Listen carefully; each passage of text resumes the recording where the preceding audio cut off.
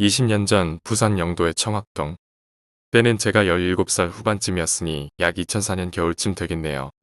16살 때 집을 나와 이리저리 거의 전국을 돌아다니다시피 하며 살았던 저는 17살 때쯤 마음이 맞는 형들과 친구와 함께 부산 남포동 족발 골목 뒤쪽 허름한 여관에 달방 얻어 살게 되었습니다. 이때는 같이 사는 4명 다 일을 안 하고 맨날 놀던 때라 방세를 낼 돈도 없거니와 밥 먹을 돈도 없어 거의 하루 종일 졸졸 굶다가 어떻게든 몇천 원을 모아 거의 이틀에 한 번씩 라면을 끓여 먹던 시절이었습니다. 당연히 방세를 안 내니 여관 아주머니의 압박은 날이 갈수록 심해지고 갈 곳도 없었고 돈도 없었던 우리들은 해결책을 찾던 중 저보다 한 살 많은 A형이 자기가 아는 대구 여자애 2명이 있는데 지금 부산에 내려와 있으니 걔들한테 방제공을 해주고 돈을 받자고 했습니다. 마땅히 해결책이 없던 저희들은 단번에 오케이를 했고 그 여자애들과 만나기로 했죠. 저녁쯤인가 A형과 함께 여자애 2명이 저희 방으로 들어오더군요. 안 그래도 좁은 여관방에 6명이 있자니 답답도 하고 그래서 그 여자애들이 술을 사오더니 우리는 막 먹기 시작했죠. 한참을 먹던 중 Y 여자애들 기가 어찌나 세든지 한 여자애가 술이 취해 여관방 문을 부숴버렸지 뭡니까. 나무로 된 문이었는데 출입문을 부숴서리 여관집 아주머니 난리가 나서 너희들 안 그래도 눈꼴 시려웠는데 이게 뭐하는 짓이냐며 내일 당장 짐 싸고 나가라 하더군요.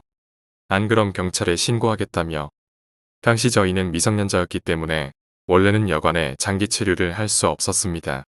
죄송하다고 별말을 다 해도 듣지도 않더군요. 여튼 쫓겨난 저희들은 황당했죠. 처음 보는 여자애들이 술에 취해 난동을 피워서 하룻밤 사이 쫓겨난 꼴이라니. 뭐 어쨌든 그 다음날 아침 일찍 여관에서 쫓겨난 저희들은 용두산 공원에 올라가 앞으로 지낼 곳을 정하기 시작했습니다. 마침 대구에서 온 여자애들이 부산 영도에 아는 누나가 한 명 혼자 살고 있다고 하더군요. 남자친구가 있는데 다른 지역으로 갔다면서 아마 저희들이 같이 살아도 될 것 하다고 말이죠.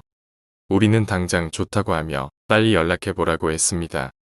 그렇게 해서 대구 여자애들의 아는 누나분의 허락을 받게 됐었죠. 의외로 쉽게 허락해 주더군요. 혼자 사는 게 심심했나 봅니다. 사건의 발단은 여기서부터 시작입니다. 저희가 겪었던 모든 일은 그 집에서부터 비롯되었으니까요. 지금은 그 집 살라고 해도 못 살겠습니다. 그때 그런 일이 생길 줄 알았다면 가지도 않았을 겁니다. 여튼 저희는 영도로 가게 되었습니다. 그 집의 위치는 지금까지도 정확히 기억나네요. 영도 청학주유소에서 조금 올라가면 조그마한 슈퍼비디오 가게 앞 골목 2번째 집. 그 집에서 도로로 나오기까지 약간의 거리가 있는데 당연히 짧은 거리라 가로등이 없었죠. 밤이 되면 정말 깜깜하고 뭔가 튀어나올 것 같은 차가 다니는 큰 길까지 비록 몇십 미터 차이였지만 그 당시에는 그 몇십 미터가 얼마나 무섭던지 밤에는 밖에 잘 안 나갔었습니다. 여튼 그 집은 완전 낡은 집이었죠. 태어나서 처음으로 재래식 화장실을 본 것도 그 집이었으니까요. 나무 판대기 2개 깔려있고 거기다 발 놓고 볼일 보는 화장실. 집 구조를 간단히 설명하자면 대문을 열고 들어가면 방이 일자로 쫙 있는 그런 구조였죠. 총 4개의 방이었는데 대문 열고 들어가면 첫 번째로 보이는 방은 장애인 부부방. 그리고 2번째 방은 술집 여자와 그 당시 유치원생이었던 아들방이었습니다. 3번째 방은 왼쪽 팔 하나가 잘린 아저씨의 방. 그리고 마지막 4번째 방은 저희 방이었습니다. 저희 방 바로 옆에는 모든 가구들이 쓰는 공동 화장실인 재래식 화장실이 있었고요. 어쨌든 첫날 그 집에 도착하고 역시 밤이 되니 무얼하겠습니다. 또 술을 먹었죠. 방 주인이었던 누나가 엄청 털털한 성격이어서 환영주라고 술을 뭐 엄청 사왔더군요. 죽어라 마셨습니다. 한참을 마시던 중 오줌이 마려워 누나에게 화장실이 어디냐고 묻고 밖을 나왔죠. 말했다시피 방 바로 옆에 붙어 있어서 화장실을 금방 찾을 수 있었죠. 그땐 반쯤 취한 상태라 뭐 무서운 것도 없었고 아무 생각 없이 오줌을 누러 화장실을 갔죠. 문은 닫혀 있고 불은 꺼져 있더군요. 당연히 아무도 없을 것이라 생각하고 불을 켜고 화장실 문을 여는 순간 수염으로 얼굴을 뒤덮고 왼쪽 팔은 잘려나간 할아버지가 나무 판자에 앉아서 절 가만히 쳐다보더군요. 너무 놀란 나머지 문은 손꼬리에 잡고 있는 자세로 그 할아버지랑 약 2초간 서로 눈 마주친 채 대치하고 있었습니다. 서로 동시에 비명을 질렀죠. 그 순간 저는 술 다 깼고 홍비백산에서 방으로 뛰어들어가 주인 누나에게 말했습니다. 팔 잘린 할아버지가 화장실에 불 끄고 있더라. 진짜 놀라 죽는 줄 알았어. 라고 말했죠. 그러자 누나는 아무렇지도 않게 그분 옆방에 혼자 사시는 분이라며 원래 불 안 켜고 볼일 보신다고. 불쌍한 분이니 그냥 놔두라고 하더군요. 놔두라는데 어쩌겠습니까? 그렇게 첫날을 보내고 그 방에 살게 된 저희는 약 일주일 뒤 대구에서 내려온 여자애들 중 한 명인 혜지라는 아이한테 이상한 소리를 듣습니다. 저희가 살던 방은 정말 좁은 방이라 그때 7명이서 일자로 누우면 서로살이 맞대지는 그런 방이었습니다. 그렇게 불을 끄고 서로 잠이 안 와 잡담을 하던 중 갑자기 이야기 끊기면서 조용한 순간 그때 혜지가 말하더군요. 야 지금 이 방에 몇 명 있게? 그 질문을 들은 저희는 당연하고 어이없다는 듯이 당연히 7명이 있지라고 대답했죠. 그러자 혜지는 듣고 놀라지 말라고 믿고 싶지 않으면 믿지도 말라면서 현재 이 방엔 저희를 포함한 총 31명이 있다고 하더군요. 듣자마자 저희는 미친 소리 한다고 생각했죠. 그러자 혜지는 자신의 엄마가 무당이라며 자신은 어릴 적부터 남들이 봐오지 못한 것들은 많이 봐왔다고 하더군요. 가령 귀신 같은 것들 말이죠. 그러더니 이 집은 뭔가 이상하다더군요. 보통 지방령 같은 게 모든 집에 한두 명은 있기 마련이라는데 이 집은 계속 귀신을 불러들이는 것 같다고 하더군요. 끊임없이 말이죠. 자신도 이렇게 많이 모여있는 건 묘지나 영안실을 제외하곤 처음 본다고 하더군요. 당연히 저희는 믿지 않았죠. 솔직히 그 애를 만나기 전까진 심령현상이나 가위라곤 눌려본 일이 없는 저희들로선 말이죠. 그렇게 그냥 흘려들은 우리들은 며칠 지나지 않아 그때 당시에는 정말 소름 끼치는 경험을 하게 됩니다. 그 당시 방에 들어오려면 총 2개의 여닫이 문을 거쳐야 했습니다. 첫 번째 문인 대문을 열면 부엌 빨래를 빨던 곳이 있었고요. 부엌을 거쳐 지나오면 보이는 또 다른 문은 방문이었습니다. 방문을 열면 정면으로 냉장고가 보이고요. 냉장고 옆에 조그마한 창문 옆에는 TV와 비디오 기계가 있었죠. 그날은 제가 그 혜지라는 아이의 시계를 뺏어서 차고 있었던 날입니다. 전 액세서리를 엄청 좋아했습니다. 그때 당시엔 돈이 없어 시계를 못 산 저는 그 애거라도 대신해보자라는 마음이었습니다. 한참을 끼고 하루 종일 아무 일 없이 지내는데 저녁쯤 되자 혜지가 시계를 달라고 하더군요. 전 당연히 싫다고 했죠. 좀만 더 쳐다 줄게라며 거절을 했지만 혜지가 막무가내로 매달리더군요. 거의 집착하듯이 짜증 반화반으로 제 손을 낚아채 시계줄을 풀더군요. 순간 갑자기 격한 움직임에 시계줄에 살이 약간 베어버린 저는 짜증을 내며 미친 거 아니냐고 소리를 질렀죠. 그러더니 잠시 뒤 혜지가 미안하다며 이야기를 해주더군요. 초등학생 되는 남자아이가 이 시계를 보며 너를 하루 종일 쫓고 있다고. 내 주위에 있는 모든 물건에는 따라다니는 귀신이 있는데 네가 차게 되면 널 따라다니게 된다면서.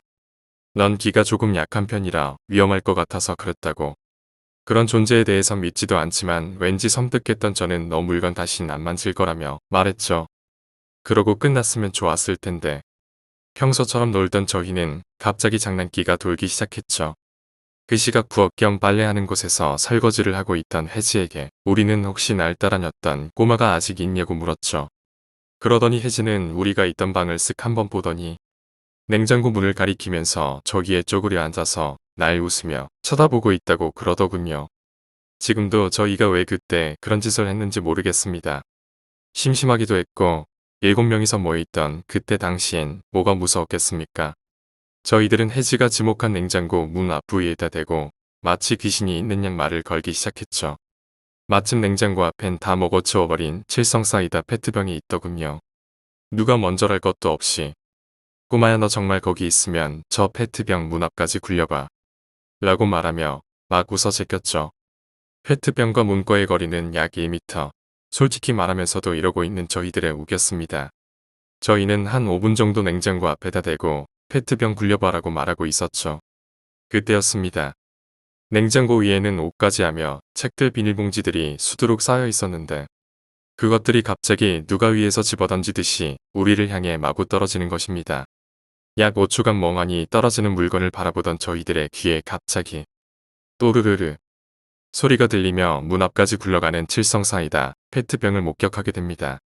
그 순간 누가 먼저랄 것도 없이 6명이서 동시에 소리를 지르며 방을 뛰쳐나왔죠. 나온 뒤 완전 패닉 상태에 빠진 우리들은 혜지에게 상황을 설명했습니다. 네가 가리킨 곳에다 대고 페트병 굴려보라니까 갑자기 냉장고에서 물건들 떨어지면서 페트병 굴러가더라고 말이죠. 그랬더니 혜진은 어깨를 한번 으쓱하면서 내가 진짜 있다고 말했잖아 하고 방으로 들어가더군요. 지금 생각해도 정말 그 사건은 이해가 되지 않죠. 그리고 냉장고 위에 물건들은 자연스럽게 떨어지는 게 아니었습니다. 말 그대로 누가 냉장고 위에서 저희를 향해 던지는 듯하게 날아왔던 거죠. 저희 그날 밤 방에 못 들어갔습니다. 근처 PC방에서 밤샘 하면 알만 밝기 기다렸죠. 그날 밤 해지만 그 방에서 혼자서 잤습니다. 독한 것 그때 저희는 그 집을 나왔어야 됐습니다. 그땐 몰랐죠. 저희가 그 집에서 겪게 될 소름 끼치는 일들을 말입니다. 이 사건은 단지 출발 신호였다라는 걸 말이죠. 당시 첫 번째 일을 경험했던 우리는 그 방을 나올까도 생각했었지만 돈 없고 가출 상태인 청소년 집단이 어딜 가겠습니까? 현실을 순응하며 다시 그 방에 적응해야만 했습니다. 그날 밤은 모두 방에 앉아 비디오를 봤었습니다. 비디오를 다 보고 나니 역시 해가 저문 저녁. 컴퓨터나 TV로 영화를 끝까지 보고 한동안 멍하니 있게 되는 순간이었습니다. 우리도 마찬가지로 가만히 조용한 상태로 몇 분간 누워 있었습니다. 순간 어디선가 끙끙대는 소리가 들리는 것입니다. 소리의 근원지는 바로 혜지였습니다. 그녀는 자신의 배를 잡고 신음을 내고 있었습니다. 처음 몇 초간은 모두들 관심이 없는 눈초리였습니다. 그냥 경미한 소리였으니. 그렇지만 시간이 지날수록 자신의 배를 부여잡은 혜지의 신음소리는 커져만 갔고 온몸에 땀을 흘리기 시작하는 것이었습니다. 한겨울날 난방도 잘 안되는 자취방에서 땀을 비오듯 흘리는 게 가능한 일일까요? 시간이 지날수록 소리는 커져만 갔고 어느 순간 신음이 비명으로 바뀌게 되었습니다. 이제는 그녀의 손이 자신의 배가 아닌 머리카락으로 옮겨져 모든 머리카락을 쥐어뜯을 듯이 뽑고 있었습니다. 더군다나 그녀는 비명을 지르며 무언가를 중얼거리고 있었습니다. 섬뜩하고 무서웠습니다. 방금까지만 해도 같이 누워 비디오를 보던 아이가 비명을 지르며 내 옆에서 머리를 쥐어뜯는 꼴이라니. 몇 분 뒤 사태는 더 심각해졌습니다. 그녀의 입속에서 정말 이상한 목소리들이 나오기 시작했습니다. 남자의 목소리. 확실히 그건 분명 남자들의 목소리였습니다. 그러다 그녀의 입속의 중얼거림은 마디가 끝날 때마다 목소리가 바뀌어 나왔습니다. 온갖 욕을 자신의 입으로 내뱉으며 이제 자신의 목을 조르기 시작하는 것이었습니다. 우리는 모두 얼었습니다. 비디오를 감상한 후 취했던 처음 그 자세 그대로 모두들 말이죠. 우리가 움직이기 시작한 것은 발작을 하던 혜지의 목소리를 들었던 순간이었습니다. 컥컥거리며 중간중간 나오는 욕에서 혜지의 목소리가 나왔습니다. 살려줘라는 혜지의 목소리를 듣는 순간 모두 동시에 정신을 차렸습니다. 그 순간 저는 혜지의 눈을 봤습니다. 극한의 공포에 질린 인간의 눈을 본 적이 있습니까? 보는 사람마저 공포로 몰아넣게 만든 그 눈빛. 지금 생각해도 잊을 수 없습니다. 혜지의 목소리를 듣고 정신을 차린 우리는 차리기 전과 마찬가지로 무용지물이었습니다. 이런 상황에서는 어떻게 해야 할까? 시간이 갈수록 혜지의 발작은 더 심해졌습니다. 어느 순간 그녀의 몸은 일자로 빳빳이 굳은 상태로 멈춰섰습니다. 그러고 몇 초 뒤 자신의 목을 조르며 상체만 올렸다 내렸다 하는 것이었습니다. 마치 누군가가 휴대폰 폴더를 장난으로 접듯이 그녀의 몸은 미친 듯이 위아래로 왔다 갔다 접혀지고 있었습니다. 그때 그 반복 속도는 정상적인 속도도 아니거와 분명 혜지의 의지에 의했던 것이 아니었습니다. 바닥에 엄청난 반동으로 쿵쿵대며 왔다 갔다 거리는 그녀의 몸을 보자니 공포로 인하여 온몸이 떨리기 시작했습니다.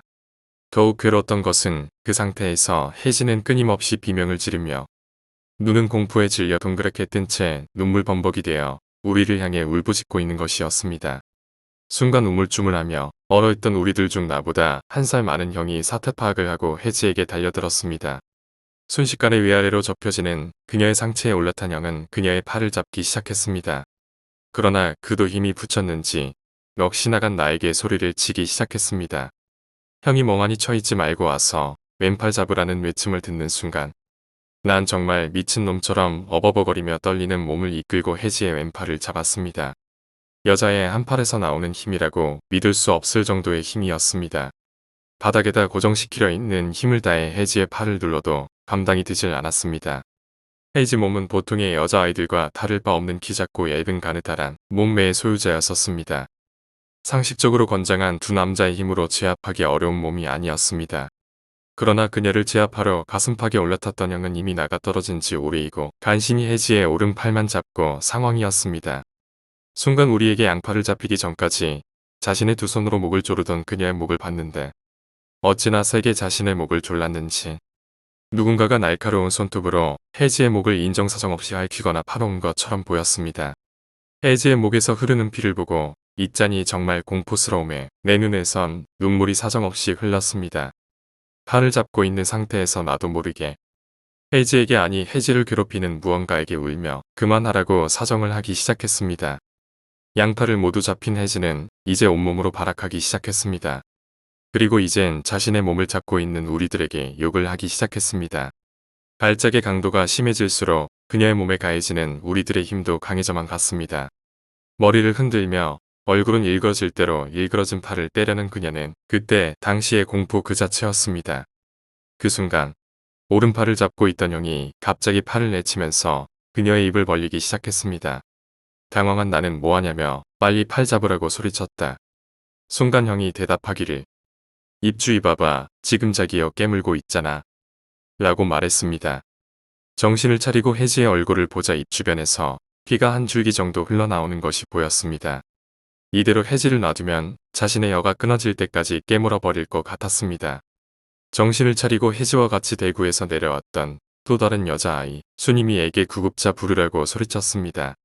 자신에게 소리친 것을 안 순임이는 벌벌 떠는 손으로 자신의 휴대폰을 열고 다이얼을 눌렀습니다. 신고한 후 구급차가 올 때까지 10분이었지만 믿을 수 없는 힘으로 발작을 하는 혜지를 잡고 있기에는 정말 길고 긴 시간이었습니다. 10분여 정도 뒤에 순임의 휴대폰으로 전화가 왔습니다. 지금 청학주유소 앞이라고 듣는 순간 저는 그 자리에서 울며 바로 뛰쳐나가 청학주유소 앞에 서 있는 구급차까지 죽을 힘을 다해 뛰었습니다. 구급차에 도착하자마자 차 옆에 나와 있는 구급대원을 보며 엉엉 울며 힘없는 손짓으로 이쪽이라며 울부짖었습니다. 그 뒤 우리 방에 도착한 구급대원들은 혜지에 대한 응급조치를 했습니다. 먼저 방 안에서 혜지의 입을 벌리고 있던 형이 구급대원을 보고 혜지가 자신의 혀를 깨물려고 한다고 소리쳤고 그 말을 들은 구급대원은 이상한 솜 같은 것으로 그녀의 입을 막았습니다. 하얀 솜이 순식간에 빨갛게 물이 들었습니다. 그런 뒤에 아직까지 발작을 하고 있는 혜지를 문 밖에 있는 응급차용 침대에다 올려놓고 압박은 벨트를 혜지의 몸에 감았습니다. 그러자 버둥대던 그녀의 몸이 갑작스럽게 멈추기 시작했습니다. 혜지를 응급차에 싣고 저는 그녀의 응급차용 침대 옆에 앉았습니다. 진정하려고 해도 몸이 자꾸 떨리고 울음이 멈추질 않았습니다. 해동병원 응급실에 도착해서 정신이 없이 물을 먹으면서도 울음이 그치질 않았습니다. 응급실에 도착해 의사들은 혜지를 살펴보기 시작했습니다. 그러더니 우리에게 혜지의 혀가 아주 조금 찢어졌다고 입을 벌려서 혀 깨문 걸 방지했던 건 정말 잘했다며 우리를 안심시켰습니다. 그러나 그보다 심각한 건 혜지의 목에 난 상처들이었습니다. 자해의 수준을 넘어 너무 참혹하게 자신의 살들을 찢어놓은 그 상처. 잠시 뒤 약간 정신을 차린 혜지가 의사에게 자신이 아픈 곳을 말했습니다. 서서히 우리는 안정이 되기 시작했습니다. 우리는 순임이가 갖고 있던 휴대폰에 저장돼 있는 대구에 있는 혜지의 집에 전화를 걸었습니다. 사실 전화를 건 이유 중 첫 번째는 혜지의 상황을 알리기 위한 것이었고 두 번째는 우리들 중 응급실에서 나온 처방약이나 윙게가슬 넬도를 갖고 있는 사람은 없었기 때문입니다. 혜지의 집에 전화를 걸었더니 그런 년 모른다며 알아서 하라고 하는 것이었습니다. 우리는 서로 전화기를 바꿔가며 혜지의 부모님에게 가진 협박하기 시작했습니다. 그게 딸에게 할 말이냐며. 그리고 몇십 분 뒤 혜지의 가족들은 돈을 보내줄 테니 응급실비를 내고 혜지를 대구로 올려보내라며 전화를 끊었습니다. 그렇게 이번 일은 마무리되는 것 같았습니다. 다행히 혜지는 며칠 뒤 퇴원을 하게 되었고 우리는 매일 병원 로비나 혜지의 병실에서 그녀를 지키며 지내고 있었습니다. 그리고 며칠 뒤 우리는 집 앞에서 그리고 순임이는 혜지와 부산역까지 같이 택시를 타고 가며 작별 인사를 했습니다. 나는 혜지를 부산역까지 바래다 준 순임이가 올 때까지 밖에서 기다린 뒤 그녀와 함께 방으로 들어왔습니다. 잠시 뒤 방에 들어온 순임이와 나는 지친 몸으로 누워서 혜지도 집에 갔으니 이제 진짜 끝났다 라고 생각했습니다. 하지만 그게 아니었습니다. 혜지를 부산역에 데려다 주고 온 순임이와 내가 방에 들어와 누워서 먼저 방에 들어와 누워있던 누나와 형과 함께 잡담을 나눴습니다. 그러고를 몇 분 뒤 방문 바로 옆에 누워있던 순임이가 아까 전부터 심상치 않았습니다. 혜지가 발작을 하게 된 자리에 누워있던 순임이가 이젠 문제가 된 것이었습니다. 자꾸 자신의 배를 잡으며 끙끙대는데 순간 방에 있었던 전원이 긴장을 하기 시작했습니다. 괜찮냐고 물어보는 우리들의 대답에 순임이는 그저 억지 웃음으로 고개만 끄덕일 뿐 전혀 괜찮지 않은 모습으로 누워 있었습니다. 또 왜 이러는지 너무 불길했습니다. 우리 모두 설마 마음 졸이며 그녀의 모습을 지켜보고 있었습니다. 역시나 그녀 또한 끙끙댄 지 몇 분 뒤 땀을 비오듯 쏟아내며 아프다고 소리치기 시작했습니다. 하지만 혜지 때와는 다르게 순임이는 발작 증상이나 욕은 내뱉지 않았습니다. 단지 그녀는 정말 죽어버릴 것 같은 표정으로 땀을 흘리며 우리에게 아프다며 호소하고 있었습니다. 왜 그러냐고 묻는 우리에게 그녀는 자신도 모른다며 갑자기 아프기 시작했다고 말했습니다. 그녀의 상태는 시간이 갈수록 점점 심해져 갔습니다. 혹시 시체를 보신 분이나 죽어가는 분들을 보신 분들은 알 것입니다. 피부가 하얀색과 파란색 반반 섞어 놓은 것처럼 변하는 것, 창백해진다거나 할까. 순임이의 얼굴 또한 삽시간에 그렇게 변해갔습니다. 솔직히 우린 그때 땀을 비질비질 흘리며 아프다고 호소하는 순임이가 불쌍하고 걱정되기보다는 혜지와 똑같은 상황으로 변해갈 순임이의 모습을 생각하니 무섭다는 생각만 들었습니다. 혜지와의 그 일은 다시는 겪고 싶지 않은 상황이었으니까요. 여하튼 순임이는 얼굴은 생전 본 적이 없던 색으로 파랗게 변해갔습니다. 그리고 계속해서 아픔을 호소했습니다. 일단 그 방주인 누나는 걱정되는 마음에 순임이의 머리를 쓰다듬어주며 그녀를 위로해 주었습니다. 그러기를 약 5분여 정도 순임이의 얼굴이 지쳐가는 표정으로 변하기 시작했습니다. 마치 마라톤을 완주하고 방금 들어온 사람처럼 그녀는 지쳐갔고 졸린다고 했습니다. 졸려 죽겠다며 자꾸 눈을 감으려 하는데 그 순간 우리 모두 같은 것을 느낀 것 같았습니다. 만약 순임이가 여기 잠을 자버리면 우리가 순임이를 자게 내버려두면 다신 그녀가 눈을 못 뜰 것 같다는 기분. 그렇게 순간적으로 위기감을 느낀 우리들은 억지로 순임이를 흔들며 자꾸 피곤해하며 잠을 자려는 그녀를 깨우기 시작했습니다. 정말이지 너무 피곤해 보이는 순임의 표정. 순임이의 어깨를 잡고 막 흔드는데 그녀가 날 보면서 나 정말 피곤한데 좀만 자면 안 될까라고 했을 때 저도 모르게 또다시 눈물이 나기 시작했습니다. 난 엄청난 세기로 그녀를 흔들며 놔두고 가지 말라며 스스로 발악을 했던 것으로 기억합니다. 그렇게 순임이가 정신 차리기만 기다리며 그녀를 흔들고 있는데 갑자기 순임이가 나에게 말을 걸기 시작했습니다. 저기 대문 앞에 두 사람 누구야? 자꾸 나한테 말 걸어. 아까부터 자꾸 나보고 같이 가자고 그러는데. 순임이가 말했습니다. 이상했습니다. 앞서 말했듯이 우리 방을 들어오려면 여닫이 문을 2개를 거쳐야 하는데 분명 방문이나 대문은 닫혀 있었기 때문에 당연히 순임이는 밖을 볼 수 없는 상황인데도 눈을 감을 때마다 그 사람들이 보인다며 자꾸 손을 흔들며 자기 보고 같이 가자고 한다고 하는 것이었습니다. 상황이 더욱더 심각해져 간다는 것을 깨달은 방 주인 누나가 대구 가는 기차를 기다리고 있을 혜지에게 전화를 걸어 이제까지의 상황을 혜지에게 설명했습니다. 상황을 들은 혜지가 말하기를 순임이의 몸 상태는 예전부터 좋지 않았지만 자신과 순임이가 붙어 있을 때는 순임이를 괴롭히려 접근하는 존재들이 자신의 귀에 눌려 오질 못했다고. 하지만 지금 현재 자신과 떨어져 있는 틈을 타 그녀를 괴롭히러 온 것 같다며 알 수 없는 이야기를 해주었다고 합니다. 순간 순임이가 그 두 사람들이 이젠 방문 앞까지 왔다며 벌벌 떠는 것이었습니다. 나는 순임이에게 그 사람들이 같이 가자고 말하면 절대 못 간다고 말하라고 전해주고 있었고 혜지와 통화를 하고 있던 누나는 순임이가 말한 대로 혜지에게 계속 상황을 설명해주고 있었습니다. 혜지 또한 우리에게 어떻게 대처해야 하는가를 설명해 주었습니다. 먼저 자신이 입던 옷들이나 자신이 쓰던 물건들을 방문 앞에 줄을 긋듯이 놔두라고 했습니다. 지금 생각하면 어이없는 설명이지만 그때 당시엔 지푸라기라도 잡았어야 했으니 우리는 방 안에 모든 물건을 뒤져 혜지가 입던 옷이나 그녀가 머리를 빗었던 빗 등을 방문 앞에 놓기 시작했습니다. 그러자 신기하게도 순임이가 방문 앞까지 왔다고 했던 그 두 남자들이 다시 대문 밖으로 나갔다고 했습니다. 하지만 상황은 여전히 심각했습니다. 순임이는 계속해서 피곤하듯 잠을 자려고 했고 자꾸 그녀 보고 같이 가자고 그러는 남자들은 조금 물러섰을 뿐이지 사라지진 않았습니다. 순간 혜지와 계속 통화를 하고 있던 누나가 우리에게 혜지가 한 말을 전했습니다. 처음엔 자신들의 자력으로 데려가려 하지만 저항이 심하거나 그런다면 본격적으로 괴롭히기 시작한다고. 그러면서 순임이가 갑자기 비명을 지르거나 배가 아닌 다른 쪽이 아프다고 소리를 지르면 그녀가 정신을 잃지 않게 자꾸 깨어있게 하라며 당부했다고 했습니다. 아니나 다를까 순임이가 갑자기 자신의 귀를 막고 비명을 지르며 앞뒤로 구르기 시작했습니다. 왜 그러냐고 괜찮나며 당황해서 묻는 저에게 순임이는 이상한 목소리들이 자신의 귀에다 대고 욕을 하며 깔깔거리며 비웃는다며 귀가 너무 아프다고 나보고 그만하게 해달라며 울며 매달리기 시작했습니다. 저는 아무것도 해줄 수가 없었습니다. 무엇을 어떻게 해줄 수가 있겠습니까? 지난번과 마찬가지로 눈물이나 흘리며 그녀를 진정시키는 내가 정말 무기력하게 느껴졌습니다.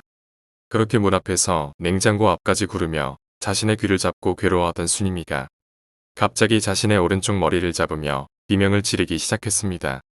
그러고는 냉장고 문 앞에서 TV까지, TV 앞에서 맞은편 벽까지, 맞은편 벽에선 문 앞까지 누군가에게 질질 끌려가는 것처럼 상체는 약간 들린 채로 다리는 바닥에 구르며 끌려가는 것이었습니다. 정말 그때는 순임이를 잡을 수도 아니 그럴 정신도 없었습니다. 멍하니 끌려다니는 순임이를 그저 바라볼 수밖에 없었습니다. 그렇게 방문 앞까지 무언가에 의해 질질 끌려다니던 순임이는 갑자기 픽하며 쓰러졌습니다. 저는 힘이 쫙 풀렸습니다. 쓰러져 있는 순임이에게 다가가기가 너무 무서웠습니다. 혹시나 저한테까지, 아니 우리에게까지 해코지를 해버릴까봐.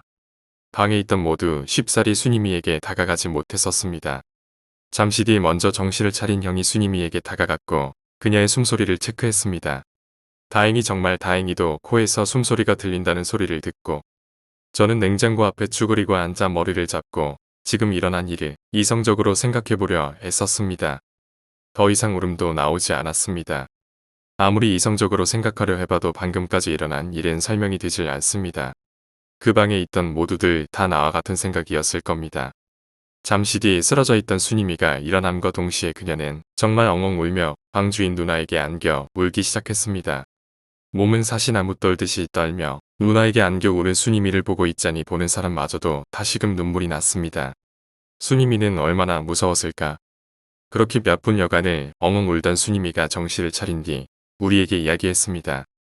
자신의 귓속에서 막 욕을 하며 웃던 사람들 소리가 너무 괴로워 귀를 막고 뒹굴고 있다가 냉장고 앞까지 간 순간 눈앞에 어떤 여자가 자신의 앞에 쭈그려 앉아서 자신을 보고 웃고 있었다고. 그러더니 귀 막으면 안 들릴 줄 아냐면서 자신의 머리채를 잡은 뒤 웃으며 그녀를 질질 끌고 다녔다고 했습니다. 그렇게 끌려다니던 순임이는 뭔가 빠져나가는 느낌과 함께 기절을 했다고. 이야기를 마친 순임이는 자신을 끌고 다닌 그 여자의 웃고 있던 얼굴은 주름은 잡힐 대로 잡혀서 입이 웃고 있다는 느낌보다는 얼굴 전체로 웃고 있었다는 느낌이라며 그런 표정은 여태껏 본 적이 없던 정말 무서웠던 표정이라며 다시금 오열을 했습니다. 순임이를 데리고 당장 그 방을 나와야만 했습니다. 벌써 밖은 깜깜해지기 시작했지만 우리는 순임이를 데리고 방을 나와 한없이 걷기 시작했습니다. 아직까지 비틀거리며 힘없이 걷는 순임이가 걱정되기도 했지만 어쩔 수 없었습니다. 그 방에는 더 이상 있을 수가 없었기 때문입니다. 한참을 걸으면서도 우리는 서로에게 말 한마디 하지 못했습니다. 아마도 방금까지 겪었던 이성적으로 설명이 되지 않는 일들을 잊으려고 스스로를 애썼기 때문이 아니었을까요?